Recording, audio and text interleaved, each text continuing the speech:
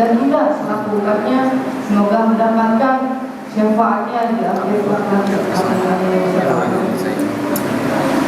Yang terhormat pada Pak Wawan Gunawan selaku pemateri kajian pada tahun ini, serta teman-teman semua yang saya banggakan. Sebelumnya, perkenalkan nama saya Ramadan yang akan menjadi MC pada kajian seputar ini dan akan membantu acara pada kajian seputar ini. Sebelum memulai acara ini, marilah kita buka kajian seputar ini dengan baca basmalah. Bismillahirrahmanirrahim. Selanjutnya ke acara ini, yaitu adalah tausiah yang akan disampaikan oleh Pak Wawan Gunawan. Kepada Pak Wawan Gunawan, waktu dan tempat dipersilakan.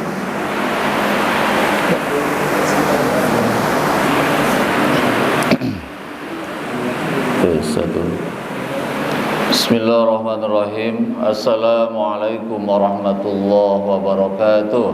Waalaikumsalam warahmatullahi wabarakatuh. Innal hamdalillah, salatu wassalamu ala Rasulillah wa ala alihi wa ashabihi wa mawalah, wa la haula wa la quwwata illa billah. Rabbi shrah li sadri wa yassir li amri wahlul 'uqdatam min lisani yafqahu qawli. Ya Fattahu ya Alim bi rahmatika ya arhamar rahimin. Amma ba'd. Para siswa peserta DKS yang saya muliakan, marilah kita paling awal senantiasa bersyukur kepada Allah Subhanahu wa taala, karena sampai pagi hari ini Allah masih mencurahkan rahmat dan nikmatnya kepada kita sekalian. Nikmat pagi hari ini diantaranya adalah setelah tadi malam kita bisa menikmati enaknya tidur, pagi hari ini Allah bangunkan kita. Gimana tidurnya, enak tadi malam? Di kasur yang empuk? AC-nya nggak ada masalah? Seindah kamarnya di Amaris? Atau di atas meja? Itu sebuah kenikmatan dari Allah. Makanya ketika bangun pagi, bangun tidur, bacakan dulu doanya. Gimana doanya? Gimana? Berdoa ketika bersyukur atas nikmat bangun pagi. Alhamdulillahilladzi ahyana ba'dama amatana wa ilaihin nusyur. Ya Allah, kami bersyukur kepada Allah. Ahyana, apa ti ahyana itu? Engkau hidupkan kami. Ba'dama amatana, setelah engkau matikan kami. Tidur kan mati itu. Itu mati sementara, tidur mati sementara. Setelah Allah matikan tadi malam, hidupkan kembali pagi hari ini. Terus wa ilaihi nusur, terpanyalah kami akan bersyukur. Itu syukur nusur. Ya, kita dikembalikan kepada Allah. Jadi nikmat Allah itu begitu banyak. Kalau dihitung nikmat Allah itu tidak mungkin kita akan dapat menghitungnya. Tetapi kita lupa dengan nikmat-nikmat itu. Lupa dengan nikmat itu sehingga kita lupa untuk bersyukur kepada Allah. Itu kaki bisa berjalan, siapa yang menjaga kaki itu? Ada orang yang tidak punya kaki? Ada? Ada. Kalau pergi pakai kursi roda, tidak bisa dia main bola. Anda bisa main hoki, bisa main basket, bisa lari pagi. Kadang-kadang lupa dengan nikmat-nikmat itu. Mata bisa melihat, otak bisa berpikir, kuping bisa mendengar, lisan bisa berucap, hati bisa merasakan. Itu nikmat Allah. Jadi kadang-kadang ketika Allah menyuruh sesuatu, kita kadang-kadang tidak meresponnya. Maka Allah tegur kita dengan kalimat apa kalimatnya dalam surah Ar-Rahman? Fabi ayyi ala'i rabbikuma tukadziban. Artinya apa? Maka nikmat Allah yang mana lagi yang akan kau dustakan? Jadi kalau kita sering bertafakur tentang nikmat Allah, tidak mungkin kita bermaksiat kepada Allah.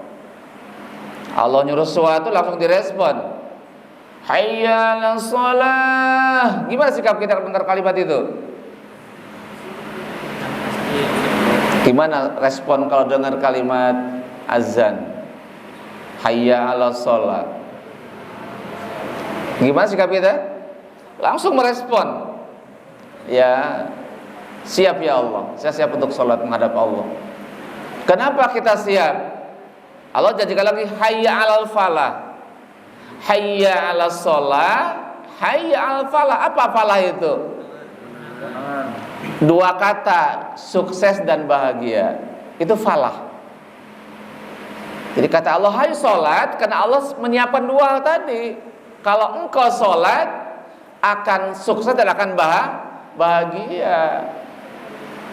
Ada orang sukses tapi nggak bahagia, ada nggak? Sukses tapi nggak bahagia. Orang yang sukses tapi nggak bahagia, ada nggak? Banyak. Karirnya tinggi, jabatannya tinggi, tapi nggak bahagia. Di rumah ada tangisan, jeritan, tidak senang. Padahal gajinya tinggi itu banyak. Ya, kita mah pengen dua-duanya, ya sukses ya bahagia. Bahagia di mana? Dua episode, bahagia di dunia, bahagia di akhirat. Dunia mah sebentar. Berapa tahun Bilal di dunia? 70 tahun paling, 70 tahun. Berapa lama di akhirat nanti? Berapa lama di akhirat? Unlimited, tanpa ada batas. Maka siapkan yang dua tadi. Jangan dunia dicari, karir dicari sampai kok jungkir-jumpalik mencari karir, menghalalkan yang haram, mengharamkan yang halal. Dunia dicari sekuat tenaga, tapi akhirat dilupakan. Padahal dunia kan sebentar, kayak orang lagi berjalan bernaung di bawah sebuah pohon. Jadi Anda siapkan dua perkara, satu perkara dunia, dua perkara akhirat. Akhirat disiapkan dari sekarang. Kalau dunia sukses, nanti akhirat juga akan sukses dengan baik. Ya, sekali lagi jadi hidup ini ada dua episode yang akan tempuh. Dunia kita raih dengan baik, akhirat harus lebih baik daripada dunia ini. Dunia hanya sekedar jembatan untuk meraih akhirat. Maka semua kegiatan kita ini jangan sampai melupakan akhirat kita. Anda belajar tiap hari, kursus kemana-mana, tapi sholatnya diabaikan. Sampai dengan meraih dunia, melupakan akhirat. Ya, sekalian itu hal yang terpenting dalam hidup ini. Jadi ada dua orientasi hidup. Dunia harus kita raih, harus falah tadi. Nah, pengen falah, apa itu tadi? Sholat dulu. Kalau nggak ada sholat, nggak ada falah itu kan. Makanya ketika ada kalimat hayya 'alas falah, kita bilang la haula wala quwata illa billahil. Kita berupaya keras. Kita mohon kepada Allah dikuatkan, diberikan suatu kemampuan untuk melaksanakan seruan Allah itu. Karena tanpa ada kekuatan tidak bisa. Ada orang pengen sholat tapi kadang-kadang badannya sakit. Pengen ke masjid tapi sakit badannya. Bisa nggak ke masjid kalau badannya sakit? Ya nggak bisa. Paling di rumah duduk gitu. Kita pengen badan sehat ini gunakan untuk berbakti kepada Allah Subhanahu Wa Taala. Ya, alhamdulillah pada pagi hari ini ya kita bisa hadir bersama-sama di masjid ini. Kita untuk sholat berjamaah pagi hari ini. Jadi ini momentum ini jangan hanya sekali ini saja. Kapan kita sholat berjamaah itu? Kapan sholat berjamaah seperti begini? Selama hidup kita. Selama hidup kita, jangan hari ini saja karena acara LDKS sholat subuhnya di masjid. Jangan. Selama hidup ini, laki-laki yang merasa laki-laki, mana yang merasa laki-laki di sini? Saya laki-laki. Ayo, ketika laki-laki itu sholat subuhnya di mana? Di masjid. Yang merasa perempuan, boleh ke masjid perempuan? Boleh, sangat boleh. Tidak ada larangan, silakan boleh ke masjid. Ya, di rumah boleh mah enggak. Tapi laki-laki itu harus di masjid. Kalau laki-laki di rumah sholatnya jangan pakai sarung, pakai mukena. Itu namanya laki-laki yang solihah. Laki-laki itu di masjid ya pakai sarung. Kalau perempuan silahkan di rumah, tapi ke masjid bagus juga ya. Jangan gara-gara ada keterangan perempuan baiknya di rumah lalu ke masjid. Enggak, perempuan ke masjid bagus. Ya tadi kan ada sekat kan ya, ada sekat yang menghalangi gitu. Jadi ini karena momentum ini harus menjadikan satu langkah awal. Jadi kalau kemarin sholatnya masih tetap di rumah, sekarang ini satu upaya kita mendorong kita untuk membiasakan sholat di masjid. Kata Allah dalam Al-Quran, aqimis sholata lidulukis syamsi ila ghasaqil laili wa qur'anal fajri inna qur'anal fajri kana mashhuda. Tahu artinya? Aqimi sholat, dirikan sholat. Kapan kita sholat? Liduluki samsi, ketika matahari tergelincir di siang hari itu. Ketika zuhur matahari tergelincir kita sholat. Terus asar, terus ila ghasaqil lail, sampai dengan masuk waktu malam. Sholat apa ya waktu malam itu? Waktu malam apa? Ada dua sholat.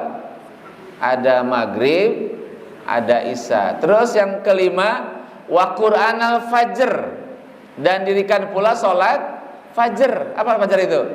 Sholat subuh ini. Kenapa ada sholat subuh? Inna qur'anal fajri kana mashhuda.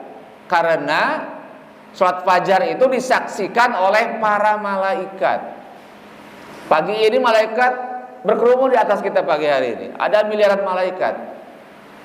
Kalau habis subuh berdoa kepada Allah, malaikat mengaminkan doa-doa kita itu, maka pastilah doanya akan dikabul oleh Allah. Paham? Setiap waktu fajar subuh itu malaikat berkerumun di atas kita, ada miliaran malaikat. Kalau kita berdoa kepada Allah, maka mereka mengaminkan doa kita dan pastilah akan dikabul oleh Allah. Maka silakan berdoalah kepada Allah pada pagi hari ini. Punya kemauan, punya keinginan. Akmal, pengen apa? Pengen apa? Punya keinginan enggak hidup ini? Pengen apa? Hah? Pengen nikah? Belum. Pengen apa? Tata punya keinginan enggak pagi hari ini? Tak pengen apa tak? Hah? Apa? Masa nggak tahu, nggak punya keinginan? Pengen apa dalam hidup ini? Tata pengen apa? Pengen lulus dari SMA 4 dengan nilai yang baik nilai kognitif, nilai afektif maupun nilai psikomotor. Terus udah lulus, diterima di PTN yang terbaik. Udah diterima, pengen apa lagi? Lulus, kuliah lulus dengan lancar. Terus udah lulus, pengen kerja dengan gaji yang tinggi. Terus udah gaji yang tinggi, pengen apa? Pengen punya istri. Udah pengen positif, pengen apa? Pengen punya anak yang soleh dan solihah. Apalagi? Pengen punya rumah, pengen punya mobil. Gimana caranya? Sampaikan kepada Allah. Kepada Allah. Dua hal, kita berikhtiar, Allah nanti memutuskan. Tapi dengan Allah harus baik-baik saja. Ya, jadi ikhtiar kita adalah ikhtiar kita bekerja yang baik. Tapi nanti Allah pun akan menolong kita. Ya, kalau kita hanya ikhtiar terus tanpa ada doa kepada Allah, itu keberhasilan yang semu. Makanya kalau pengen yang hakiki keberhasilan itu, maka libatkan Allah dalam usaha kita. Pasti berhasil yang baik. Ya, begitu. Jadi sekali lagi, kalau punya kemauan Tata yang lain-lain, sampaikan ketika habis sholat subuh. Nanti Allah akan mengabulkan doa-doa kita itu. Kita jangan terlalu mempertuhankan ikhtiar kita. Tetap Allah harus dilibatkan dalam usaha kita itu. Itu hal yang terpenting. Baiklah, pada pagi hari ini kita akan membahas bagaimana kepemimpinan yang baik, yang sukses. Yang pertama adalah melibatkan Allah dalam kepemimpinan itu. Mana Alif? Mana? Hah? Sakit? Dipulangkan kemana Alif? Ke rumah sakit? Di OSIS sama MPK tidak ada dari semalam. Semalam nggak ada. Tengah malam hilang begitu saja? Nggak jelas di mana keberadaannya hari ini? Terakhir kali dipanggil Panitia. Di pagi ini belum kembali. Anggota nggak tahu di mana posisinya?